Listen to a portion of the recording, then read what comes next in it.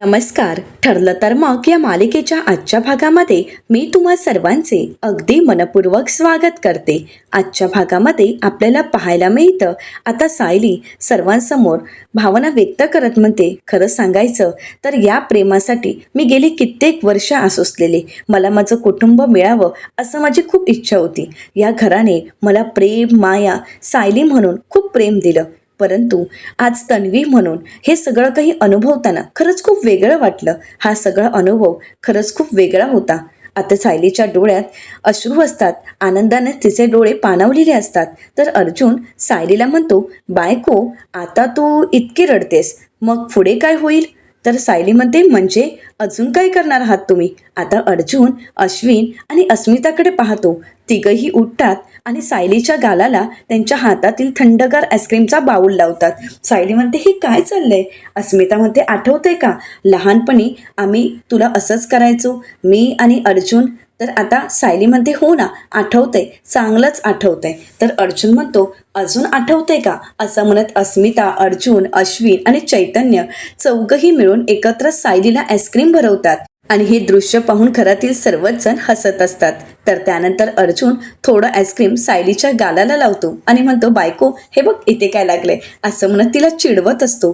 लहानपणी सायली म्हणजेच तन्वी ज्याप्रमाणे अर्जुनला त्रास द्यायची आणि ज्याप्रमाणे अर्जुन तिला त्रास द्यायचा, ते सर्व क्षण आता सायली पुन्हा एकदा अनुभवत असते आणि त्या सगळ्या गोष्टी सायलीला आठवतही असतात. तर दुसरीकडे पाहायला मिळतं सचिन आता कॉन्स्टेबल मॅडमना भेटण्यासाठी गेलेला असतो.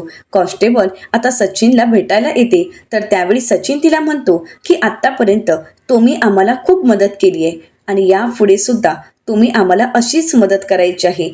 प्रियाला जेलमध्ये जे जे काय हवं ते सगळं काही द्यायचं आहे. तर कॉन्स्टेबल म्हणतात की हो, काही हरकत नाही, करेन ना, मी सगळी मदत करेन, परंतु या सगळ्याचा मला काहीतरी मोबदला मिळायलाच हवाय ना? सचिन म्हणतो, मिळणार मिळणार, या सगळ्याचा मोबदला तुम्हाला मिळणार. सचिन आता काही पैसे हातात घेत कॉन्स्टेबल मॅडमना म्हणतो, हे घ्या, कारण कसं आहे ना, आम्ही कोणतीही काम फुकटात करून घेत नाही. हे पैसे घ्या आणि इतकेच पैसे तुम्हाला दर महिन्याला मिळत जातील, परंतु तुम्हाला आमचं काम अगदी चोख करावं लागेल. आता ते पाहून कॉन्स्टेबल मॅडम खुश होतात. तर दुसरीकडे राकेश सुद्धा आता पैसे देतो आणि त्या दादांना म्हणतो, हे पैसे घ्या. त्यावेळी ते म्हणतात, दर महिन्याला एवढे पैसे मिळणार? राकेश म्हणतो, हो, एवढे पैसे मिळणार, हवे तर यापेक्षा जास्तही मिळतील, कारण माझ्या पप्पांच्या कम्फर्ट पुढे हे पैसे काहीच नाही आहेत. तर ते खुश होतात आणि म्हणतात, चालेल साहेब. तर राकेश त्यांना म्हणतो, पण एक गोष्ट लक्षात ठेवायची, माझे पप्पा जे मागतील ते सगळं काही त्यांना द्यायचं. माझे मीटिंग, माझे कॉल, सगळं काही त्यांच्यापर्यंत पोहोचलं पाहिजे.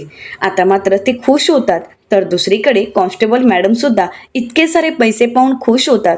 ते सगळे पैसे हातात घेतात आणि म्हणतात की इथून पुढे तुमच्या कोणत्याच कामात अडथळा येणार नाही. इथून पुढे तुमची सगळी कामं अगदी व्यवस्थित होतील. तुम्हाला जसं हवंय तसंच घडेल. सचिन म्हणतो, गुड, मग आता थोड्या वेळातच आमची एक मीटिंग घडवून आणायची. तर दुसरीकडे राकेशने ज्या कॉन्स्टेबलला पैसे दिलेले असतात ते सुद्धा राकेशला तेच विचारतात की मीटिंग म्हणजे? तर त्यावेळी राकेश म्हणतो, सांगतो, सगळं काही सांगतो, असं म्हणत राकेश त्याचा प्लॅन आता त्यांना सांगत असतो. इथे राकेश, सचिन यांचं प्लॅनिंग चालू असतं. तर दुसरीकडे सुभेदारांच्या घरी सर्वच जण खूप आनंदात असतात. तर चैतन्य आता सायलीची मस्करी करत म्हणतो, सायली वहिनी म्हणजे आता आईस्क्रीम गर्ल झाली आहे. तर अर्जुन म्हणतो, हो ना, क्यूट क्यूट, असं म्हणत सर्वच जण सायलीची मस्करी करत असतात. कल्पनाताई म्हणतात, ए, माझ्या भाचीला त्रास द्यायचा नाही या. तर अस्मिता म्हणते, आम्ही कुठे त्रास देतोय? प्रतापराव म्हणतात, नाही, माझ्या भाचीला त्रास द्यायचा नाही. अर्जुन म्हणतो, हो का? आम्ही काही तिला त्रास देत नाही आहोत, फक्त तिची गंमत केली. आता रुसलेली सायली तिथून निघून जात असते. सर्वजण सायलीला थांबवण्याचा प्रयत्न करतात. सायली हाताची घडी घालून सर्वांसमोर उभी राहते आणि म्हणते, ही गंमत नाहीये. तन्वीच्या गालाला आईस्क्रीम लावणं आणि तिला आईस्क्रीम जबरदस्तीने भरवणं हा सगळ्यात मोठा गुन्हा आहे आणि हा गुन्हा या चौघांनी केला आहे. तर आता प्रतापराव सायलीची साथ देत म्हणतात, ऑर्डर ऑर्डर, चारही गुन्हेगारांनी आता आरोपीच्या पिंजऱ्यात उभं राहावं. अश्विन म्हणतो, ओ डॅड, काय हे? तर प्रतापराव म्हणतात, मी आता डॅड नाहीये, जज आहे, त्यामुळे उठा. आरोपीने उठायचं आणि आरोपीच्या पिंजऱ्यात जाऊन उभं राहायचं. अर्जुन म्हणतो बरं ठीक आहे असं म्हणत आता चौघही एका लाईनमध्ये उभे राहतात आणि म्हणतात हो आम्ही आहोत आरोपी. तर प्रतापराव सायलीला म्हणतात मिसेस सायली सुभेदार, तुम्हाला नक्की वाटते का की ह्या चौघांनी तुमच्यावर अन्याय केला आहे? तर सायली ठणकावून सांगते की हो, या चौघांनीही माझ्यावर अन्याय केला आहे. कारण या चौघांनी ठरवून माझ्या गालाला थंडगार हात लावलेत आणि त्यानंतर त्यांनी ठरवून मला जबरदस्तीने आईस्क्रीमही भरवलं. तर अर्जुन सायलीला म्हणतो बायको हे काय चाललंय? तर प्रतापराव म्हणतात ऑर्डर ऑर्डर, कोर्टाची शांतता भंग करू नका. आणि मिसेस सुभेदार तुमची केस कोण लढणार आहे? तर सायली म्हणते माझी केस मीच लढणार आहे आणि माझे साक्षीदार असतील प्रतिमा किल्लेदार आणि कल्पना सुभेदार. तर अर्जुन म्हणतो मम्मा मग काही हरकत नाही. तर कल्पनाताई म्हणतात आम्ही तयार आहोत, परंतु या चौघांपैकी मुख्य आरोपी कोण आहे? तर आता सर्वच जण अर्जुनकडे पाहतात आणि अश्विन आणि चैतन्य म्हणतात अर्जुन सुभेदार. अर्जुन म्हणतो मी, आणि मी मुख्य सूत्रधार, मी मुख्य आरोपी? नाही नाही, असं काही नाही आहे. माझ्यासोबत या तिघांनी सुद्धा गालावर तुला आईस्क्रीम म्हणजे आईस्क्रीम तुला लावलं होतं, त्यानंतर भरवलं होतं ना, मग हे तिघे सुद्धा गुन्हेगार आहेत. तर प्रतापराव म्हणतात ऑर्डर ऑर्डर, मिस्टर सुभेदार तुम्हाला बोलण्याची संधी दिली जाईल, तोपर्यंत मिसेस सुभेदार तुम्ही बोला. तर सायली अर्जुनवर आरोप करत म्हणते हे नेहमीच मला असाच त्रास देत असतात आणि नंतर काय, ही सहज मी गंमत केली होती असं अगदी सहज म्हणतात आणि या सगळ्यावरच माझा आक्षेप आहे. तर आता सायलीच्या बाजूने साक्ष देत विमलताई म्हणतात हो हो, मी स्वतःच्या डोळ्यांनी बघितलं आहे, या चौघांनी सुद्धा आमच्या सायलीताईला खूप त्रास दिला आहे. आता विमलताईंची साक्ष ऐकून अश्विन म्हणतो अहो विमलताई तुम्ही कुठे मध्ये घुसताय, अहो तुम्ही साक्षीदार आहात का? आता सर्वच जण हसू लागतात. तर आता अर्जुन म्हणतो हो ना, आईस्क्रीम खा आईस्क्रीम खा. तर सायली म्हणते माझे साक्षीदार कोण आहे हे ठरवण्याचा अधिकार फक्त मला आहे. आता घरातील हे सगळं आनंदाचं वातावरण पाहून प्रतिमा आत्या खूप खुश होतात आणि कल्पनाताईंना म्हणतात कल्पना बघ, माझ्या लेकीने पुन्हा एकदा या घरात हसू आणलं. कल्पनाताई अभिमानाने सायलीकडे पाहत असतात आणि कोर्टाची केस मात्र काही चालूच असते.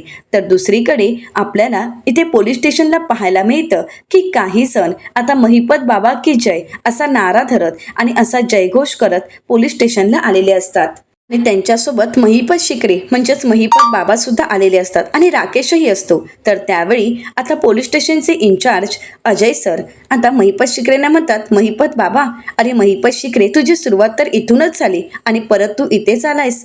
तर आता महिपत शिकरे म्हणतात की हो आहे, खरंच आभार तुमचे की तुम्ही आमची आठवण ठेवलीत, पण खरं तर हे सगळं काही तुमच्यामुळेच घडलं. कारण इथे असताना तुम्ही मला 4 चांगल्या गोष्टी शिकवल्यात आणि इथून बाहेर पडल्यानंतर समाजसेवा करायची हे मी ठरवलं आणि त्या 4 गोष्टी मी समाजातीलही लोकांना सांगू शकतो. तर त्यावेळी आता इन्स्पेक्टर साहेब महिपत शिकरेंना विचारतात पण आता तू इथे का आलायस? तर महिपत शिकरे म्हणतात तुम्ही ज्याप्रमाणे मला 4 गोष्टी शिकवलात आणि मी लोकांना ते ज्ञान देऊ शकतो, समाजाचं भलं करू शकतो, कल्याण करू शकतो, तसंच मला सुद्धा आता माझ्या मित्राला 4 चांगल्या ज्ञानाच्या गोष्टी सांगायच्या आहेत. त्याला सुद्धा 4 गोष्टी सांगून शिकून मला शानं करायचं आहे. या गुन्हेगारी प्रवृत्तीतून त्याला मला बाहेर काढायचं आहे, चांगल्या मार्गावर चालण्याचं त्याला मला ज्ञान द्यायचं आहे. मला तुम्ही परवानगी द्याल का? मला नागराज बंधूंना भेटायचं आहे, मी भेटू शकतो का? तर इन्स्पेक्टर साहेब म्हणतात पण त्यासाठी परवानगी लागते, परंतु त्या अगोदरच राकेशने परवानगी लेटर आणलेलं असतं. इन्स्पेक्टर साहेब ते लेटर पाहतात आणि महिपत शिकरेंना म्हणतात ठीक आहे तुम्ही जाऊ शकता. आता महिपत शिकरे राकेश आता नागराज यांना भेटण्यासाठी गेलेले असतात. तर दुसरीकडे सुभेदारांच्या घरी आपल्याला पाहायला मिळतं चैतन्य म्हणतो म्हणता म्हणता सगळेच सायली वहिनीला सामील झालेत. अश्विन म्हणतो हो ना. तर आता त्याचवेळी प्रतापराव म्हणतात ऑर्डर ऑर्डर. तर अर्जुन प्रतापरावांची मस्करी करत म्हणतो डॅड जज म्हणून तुम्हाला एवढंच बोलता येतं का? ऑर्डर ऑर्डर, बाकी काहीच नाही. आता मात्र सर्वांचंच हसू काही आवरत नाही.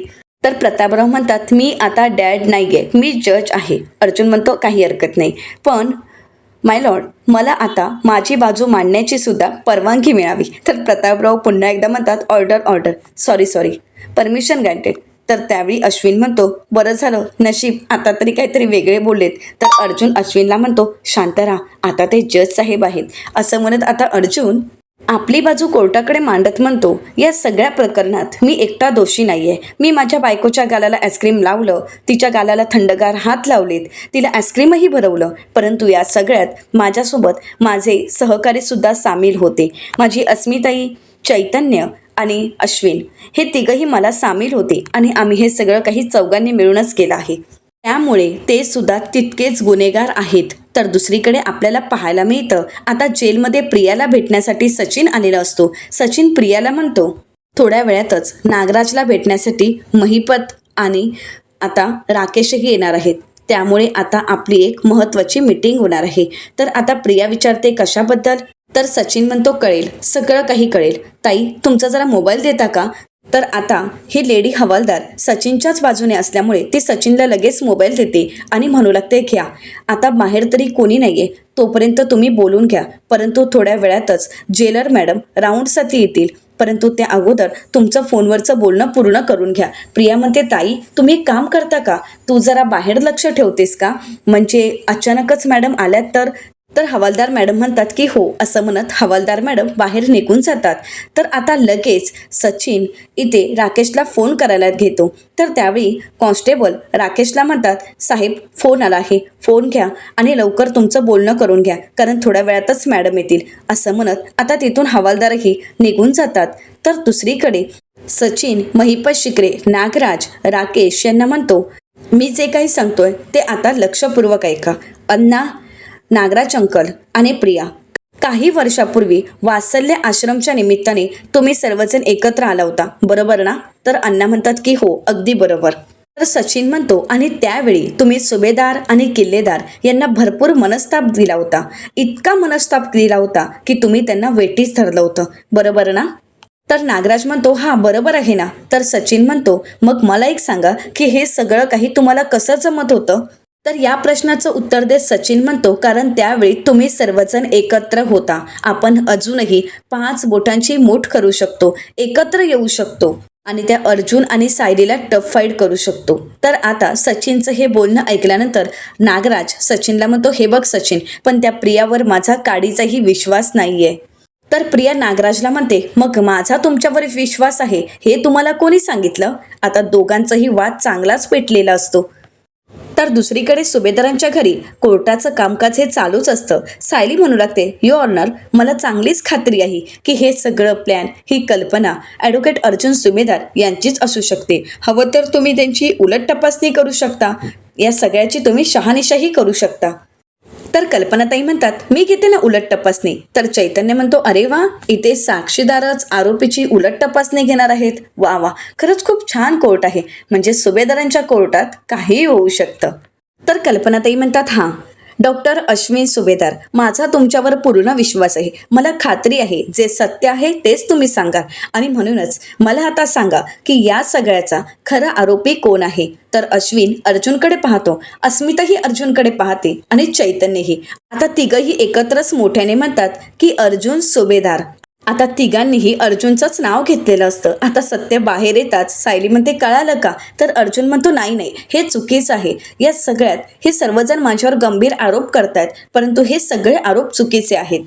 या सगळ्यात खरं तर हे सुद्धा सामील होते. तर सायली म्हणते हो ना, परंतु तुम्ही निर्दोष आहेत हे सिद्ध करणारे तुमच्याकडे काही पुरावे आहेत का? जर तुमच्याकडे पुरावा असेल तर तुम्ही तसं स्वतःला निर्दोष सिद्ध करावं. तर अर्जुन म्हणतो पुरावा तर नाहीये. तर आता प्रतिमा आत्या म्हणतात मग आता काही दुसरा पर्याय नाही, त्यामुळे तुम्हाला शिक्षा तर भोगावीच लागेल. तर दुसरीकडे प्रिया नागराजवर चिडलेली असते आणि म्हणते तुम्हीच त्या सायली आणि अर्जुनला मै सभेचं कोडं घातलं होतं ना, आणि तिथूनच तर सुरुवात झाली की तन्वी कोण आहे हे शोधायला. या सगळ्याला तुम्ही जबाबदार आहात. तर नागराज प्रियाला म्हणतो ए प्रिया, तू जेलमध्ये सडतेस ना, या सगळ्याला फक्त तू जबाबदार आहेस. तर प्रिया म्हणते तुम्ही तर त्यावेळी तुमचं थोबाड बंद ठेवलं असतं ना, तर आजही मी तन्वीच असते. पण तुम्हाला आणि अण्णांना सुचलं ना त्या सदा आणि मैनाला आणायचं, आणि तिथे सुद्धा तुम्ही शेण खाल्लं. आत्तापर्यंत तुम्हाला एक गोष्ट धड जमली नाही आणि तुम्ही मला दोष देताय असं म्हणत प्रिया आता नागराज आणि अण्णांवर चिडलेली असते. तर नागराज प्रियाला म्हणतो हे बघ, एक गोष्ट लक्षात ठेवायची, त्या सदा मैनेला आम्ही आणलं कारण तू आमच्या डोक्यावर बसली होतीस प्रिया. आता नागराज मोठमोठ्याने बोलत असतो आणि हा आवाज बाहेरपर्यंत जात असतो आणि त्यावेळी हवालदार येतात आणि म्हणू लागतात जरा हळू बोला, आवाज बाहेरपर्यंत येतोय. तर दुसरीकडे कॉन्स्टेबल हवालदार मॅडम आता प्रियाकडे येतात आणि म्हणू लागतात जास्त अति शहाणपणा करू नकोस, केवढ्या मोठमोठ्याने बोलतेस ग, आणि हो जरा हळू आवाजात बोल, तुझा आवाज बाहेरपर्यंत येतोय आणि तुझा हा आवाज ऐकून जर जेलर मॅडम इथपर्यंत आलेत ना तर माझी नोकरी जाईल तुमच्या या कारस्थानांमध्ये. तर प्रिया म्हणते अजून भेटीची 5 मिनिटं बाकी आहेत ना, मग एक शब्दही बोलू नकोस. तर हवालदार मॅडम म्हणतात तुम्ही पैसे देताय म्हणून माझ्यावर आवाज चढवायचा नाही आणि तुमच्यामुळे माझी नोकरी धोक्यात आणायची नाही. जे काही असेल ना ते 5 मिनिटात पूर्ण करायचं. आणि त्यावेळी प्रिया तिला म्हणते जा आता बाहेर जा आणि लक्ष ठेव. कॉन्स्टेबल मॅडम तिथून निघून जातात. तर प्रिया मात्र खूप संतापलेली असते. तर दुसरीकडे हवालदार आता नागराजला आणि अण्णांना म्हणतात किती मोठ्याने बोलताय तुम्ही, अहो तुमचा आवाज बाहेरपर्यंत जातोय, प्लीज जरा हळू बोला ना. तर त्यावेळी अण्णा आता नागराजला म्हणतात नागराज शेठ जरा हळू बोला. तर आता हवालदार म्हणतात की प्लीज तुमच्याकडे वेळ कमी आहे त्यामुळे जे काही असेल ते लवकरात लवकर बोला, मी बाहेर लक्ष ठेवतो, असं म्हणत तेही तिथून निघून जातात. तर आता महिपत शिकरे नागराजला म्हणतात नागराज शेठ जे काही आपण करणार आहोत ते सावधगिरीने आणि जपूनच करावं लागेल. तर प्रिया म्हणते आता आपण एकमेकांवर खापर फोडणं बंद करायला हवं. सचिन म्हणतोय ते अगदी खरं आहे, त्याचं बोलणं मलाही पटतंय. आपण 5 बोटांची मूठ करायला हवी, आपण एकत्र यायला हवं आणि या सगळ्याला एकत्र मिळून लढा द्यायला हवा. पण जर तसं नाही झालं आणि आपल्या 5ही जणांची तोंड ही 5 दिशेला राहिलेत आणि या सगळ्यात आपण एकमेकांची साथ दिली नाही तर सायली आणि अर्जुन खुश राहणार आहेत आणि हे आपल्याला बघवणार आहे का. तर दुसरीकडे सुभेदारांचं कोर्ट अजून चालूच असतं. तर आता अर्जुन हात जोडत माफी मागत म्हणतो मिलॉर्ड मला माफ करा, माझी चूक झाली, पण प्लीज मला शिक्षा करू नका. तर कल्पनाताई म्हणतात आता तुम्हाला माफी मिळणार नाही, तुला तर नाहीच नाही, तुला तर शिक्षा मिळणारच. ॲडव्होकेट अर्जुन सुभेदार तुझी शिक्षा हीच असेल की उद्या संध्याकाळपासून रोज वेळेवर अंधार होण्याच्या अगोदर घरी यायचं आणि हीच तुझी शिक्षा असेल. अश्विन म्हणतो हो ना, खरंच चांगली शिक्षा आहे. अर्जुन म्हणतो कसली चांगली, चैतन्य रे तुला कळतंय का, आपल्या मीटिंग्स वगैरे असतात, ऑफिसमध्ये कामं असतात आणि आपण लवकर घरी येणार आहोत. तर त्यावेळी प्रतापराव म्हणतात या शिक्षेने काय होणार आहे, त्यापेक्षा आरोपीची कॉफीच बंद करून टाकूयात, बघ त्यानंतर मात्र बदल घडेलच. अर्जुन म्हणतो नाही नाही नाही, कॉफी नको, कॉफी नको बंद करू. आता मात्र सर्वच जण हसत असतात.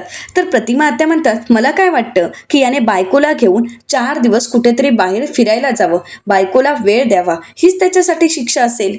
आता मात्र ही शिक्षा अर्जुन, चैतन्य आणि अश्विनलाही आवडलेली असते. अर्जुन म्हणतो बेस्ट, ही शिक्षा मात्र बेस्ट आहे, मला आवडली आहे.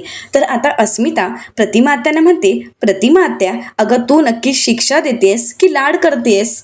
तर सायली म्हणते राहू देत, एक काम करते, मीच सांगते यांना काय शिक्षा द्यायची ती. तर अर्जुन म्हणतो बायको फार कठीण शिक्षा देऊ नकोस हा, साधी सोपी शिक्षा दे. सायली म्हणते हो शिक्षा अगदी साधी सोपी आहे, तुम्हाला जमेल ती. तुमची शिक्षा हीच आहे की आता तुम्ही 100 उठाबशा काढायच्या आहेत. आता हे ऐकून अर्जुनला धक्काच बसतो. तर कल्पनाताई म्हणतात 100 उठाबशा, बाप रे, म्हणजे उद्या काही अर्जुनला चालता येणार नाही, असं म्हणत सर्वजण हसू लागतात.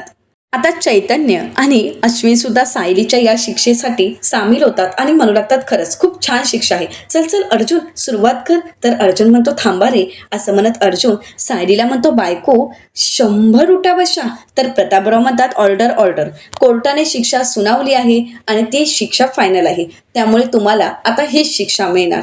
तर आता चैतन्याने अश्विन म्हणतात चला सुरुवात करा ॲडव्होकेट अर्जुन सुभेदार. आता अर्जुन उठाबशा काढायला सुरुवात करतो आणि अश्विन आणि चैतन्य काउंट करत असतात. आता 3 उठाबशा होताच अर्जुनला दमायला होतं. अर्जुन म्हणतो खरंच पाय दुखलेत. अस्मिता म्हणते नाही अर्जुन तुला उठाबशा काढाव्याच लागतील, असं म्हणत आता अर्जुनला उठाबशा काढण्याव्यतिरिक्त पर्यायच नसतो. तर दुसरीकडे पाहायला मिळतं प्रिया म्हणते हे बघा आपण सगळ्यांनीच थोडी माती खाल्लीच आहे, पण आता अर्जुन आणि सायलीला मातीत पुरायचं असेल ना, त्यांना जर गाढायचं असेल ना, तर आता आपल्या सगळ्यांना एकत्र येणं गरजेचं आहे आणि ते सुद्धा एकमेकांवर पूर्ण विश्वास ठेवून. तर आता नागराज मात्र काहीच बोलत नसतो. महिपत शिकरे नागराजला म्हणतात नागराज शेठ मला तर पूर्वीपासूनच माहीत आहे की आपण सगळ्यांनी एकत्र येणं खूप गरजेचं आहे. दुनियेसमोर चांगलं राहून आपल्याला जे करायचं आहे ना तेच करायचं. आता तुम्ही सांगा की तुम्हाला काय वाटतं. तर राकेश नागराजला म्हणतो की पप्पा आपल्याला एकत्र यावं लागेल. तर राकेश म्हणतो हां, म्हणजे तसं हिचं बोलणं मला पटतंय. म्हणजे आपण जर वेगवेगळे राहिलो तर मग आपण काहीच करू शकणार नाही. राकेश म्हणतो खरं आहे आणि म्हणूनच एकजुटीने आपल्याला एकत्र यावं लागेल. तर नागराज या सगळ्या गोष्टीचा विचार करतो आणि प्रियाला म्हणतो कारण आपण सर्वजण एकत्र आलो तर सायली आणि अर्जुनचा आपल्यासमोर टिकाव लागू शकत नाही, हे मला पटतंय. तर दुसरीकडे सुभेदारांच्या घरी आपल्याला पाहायला मिळतं कोर्टाचं कामकाज तर संपलेलं असतं, परंतु सायलीचा आनंद काही गगनात मावत नसतो. सायली खुश होते आणि अर्जुनला म्हणते मी ना आज जास्त म्हणजे खूप जास्त खुश आहे, कारण माझ्या इतका आनंद कोणालाच होऊ शकत नाही. कारण माझ्या आयुष्यात आज जे काही घडलंय ना ते कोणाच्या आयुष्यात घडूच शकत नाही. तर अर्जुन म्हणतो हो, तू खुश आहेस ना, मग झालं तर. आणि आता तुझ्या आयुष्यातला आनंद हा तुझ्यासाठी खूप महत्त्वाचा आहे. पण आता काय बाबा, सर्वांनाच त्यांची तन्वी मिळाली आहे, अर्जुनकडे कोण बघतही नाही आहे. तर सायली म्हणते काहीही काय बोलताय. अर्जुन म्हणतो हो खरं आहे, आता मी एवढ्या उठाबशा काढत होतो, कोणीही दया दाखवली नाही, कोणीही मला थांबवलं नाही, सर्वजण उलट माझ्यावर हसत होते. तर सायली सुद्धा हसत असते. अर्जुन म्हणतो म्हणजे तू सुद्धा हसतेस का, मला झालेला त्रास तुलाही आवडलाय का, मग जा, आता मी सुद्धा तुझ्याशी बोलणार नाही, कट्टी. असं म्हणत आता अर्जुनही सायलीवर रुसलेला असतो. तर आता सायली तन्वीच्याच आवाजात म्हणते माझा अर्जुन माझ्यावर रुसलाय का. तर अर्जुन म्हणतो हो, तुझा अर्जुन तुझ्यावर रुसला आहे. तर अर्जुन म्हणतो फक्त रुसला नाहीये, चिडला आहे. तर सायली म्हणते हो का, पण मला तर माझ्या अर्जुनचा राग काढता येतो. असं म्हणत सायली आता अर्जुनला गुदगुल्या करायला सुरुवात करते, त्याला त्रास देऊ लागते. आणि त्यावेळी मात्र अर्जुनचं हसू काही आवरत नसतं. दोघंही खूप खुश असतात, परंतु इकडे मात्र हे सर्वच जण एकत्र येत आता या दोघांना उद्ध्वस्त करायचं प्लॅनिंग करत असतात. प्रिया म्हणू लागते आपण सर्वच जण ज्यावेळी एकत्र होतो त्यावेळी वेळोवेळी सायली अर्जुन यांना हरवलं होतं, त्या दोघांना खूप त्रास दिला होता. पण गेले काही दिवस आपण सर्वच जण वेगवेगळे विचार करत होतो, वेगवेगळ्या पद्धतीने वागत होतो. काही जण जेलमध्ये गेले तर काही जण सुधारल्याची नाटकं करत होती. असं म्हणत प्रियाचे टोमणे मारणं काही थांबत नसतं. पण या सगळ्याचा परिणाम म्हणून सायली अर्जुन प्रत्येक गोष्ट जिंकायला लागलेत, प्रत्येक गोष्टीत त्यांना यश मिळायला लागलं. आणि या सगळ्याचा परिणाम म्हणून गेली 3.5 वर्ष जी गोष्ट आपण वेठीस धरली होती, जी गोष्ट लपवून ठेवण्याचा प्रयत्न केला, तीच गोष्ट सगळ्यांसमोर आली. सत्य सगळ्यांना कळालं, सायलीच तन्वी आहे हे सिद्ध झालं. पण यापुढे आपण सगळ्यांनी एकत्र यायचं की असेच आरोप प्रत्यारोप करत राहायचं, हे आता आपण सर्वांनी ठरवायचं. आणि ते सुद्धा आत्ताच. तर महिपत शिकरे प्रियाला म्हणतात आता त्यात वेगळं काय ठरवायचंय, त्या अर्जुन आणि सायलीला हरवण्यासाठीच तर एवढा मोठा हा डाव रचला, इतकं मोठं नाटक केलं या महिपत शिकरेने. त्यांनी माझ्या लेकीचं आयुष्य उद्ध्वस्त केलंय, माझ्या लेकीला आयुष्यात खूप त्रास दिला आहे, मग त्यांना तरी मी सुखाने जगू देणार आहे का. इथे मात्र सायली अर्जुन एकमेकांची मस्ती मज्जा मस्करी करत असतात आणि दोघंही खूप खुश असतात. तर नागराजही राग व्यक्त करत म्हणतो माझी सगळी स्वप्न त्या सायली आणि अर्जुनने थोडीच मिळवली आहेत, मला दादाची सगळी प्रॉपर्टी हवी होती, मला किल्लेदारांच्या घरातील सत्ता हवी होती, पण त्या सायली आणि अर्जुनमुळे काही होऊ शकलं नाही. आणि आता तर मला या दोन्ही गोष्टी अर्जुनकडून हिसकावून घ्यायच्या आहेत. तर आता इथे मात्र सायली अर्जुन खूप खुश असतात. तर दुसरीकडे सचिन म्हणू लागतो मला सुद्धा त्या अस्मिताला सुखात जगू द्यायचं नाहीये. आणि मला चांगलंच माहीत आहे जर ते सुभेदार रडले तर अस्मिता सुद्धा रडेल. आणि मला सुद्धा त्या सायलीला कायमचं उद्ध्वस्त करायचं आहे. असं म्हणत प्रियाने सुद्धा शपथ घेतलेली असते. तर प्रिया पुढे म्हणते घरातील प्रत्येकाला सायलीचा अभिमान वाटतोय, प्रत्येकाला माज आला आहे. पण आता त्यांच्यावर अशी वेळ आणायची, अशी परिस्थिती आणायची की त्यांना आपले पाय धरावेच लागतील आणि आता ते आपला गुलाम होऊन राहतील. तर आता नागराज प्रियाला आठवण करून देत म्हणतो प्रिया आता तुझा सामना सायलीशी नाहीये तर तन्वीशी आहे. प्रिया म्हणते इतके दिवस सुभेदार आणि किल्लेदार यांच्यासाठी मीच तर तन्वी होते, किती आनंदाचे दिवस होते ते, सगळ्यांसाठी मी तन्वी होती, सगळी प्रॉपर्टी माझी होती, सगळेजण माझ्या नावाचा उदो उदो करत होते. तर प्रिया म्हणते नाही, अजूनही वेळ गेलेली नाही, तन्वीचं जे काही आहे ते सगळं काही मी हिसकावून घेईन, तो मान तो पैसा सगळा काही हिसकावून घेणार आहे मी.